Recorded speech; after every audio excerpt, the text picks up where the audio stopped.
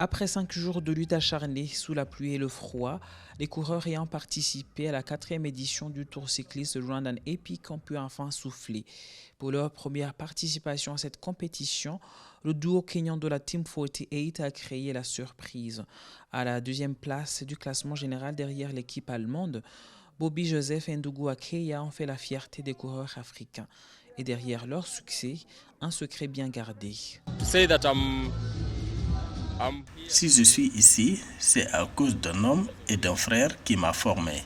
Suleiman Kangagi, qui est malheureusement décédé l'année passée, m'a tout appris et je roule sur son vélo qu'il a utilisé pour sa mémoire.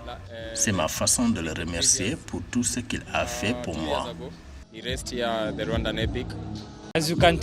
Comme tu peux le voir, je suis très content et ravi d'avoir réalisé mon rêve de courir ici au Rwanda. Pour moi, dans la vie, j'aime le paysage du pays, le climat et les gens qui sont fantastiques.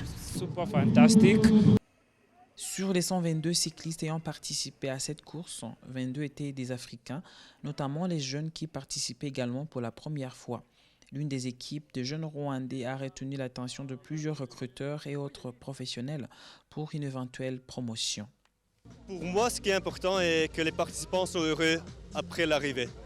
Ils ont découvert le Rwanda, un nouveau pays pour beaucoup de monde en fait. Ils ont fait des compétitions. C'était une bonne compétition, mais aussi la découverte de le Rwanda. Chaque année, ils ont de plus en plus de Rwandais qui participent. Et ce qui est plus important, ils font mieux en mieux aussi. Aujourd'hui, il y avait une équipe rwandaise qui était deuxième. L'année passée, il y avait un Rwandais qui était deuxième en général aussi.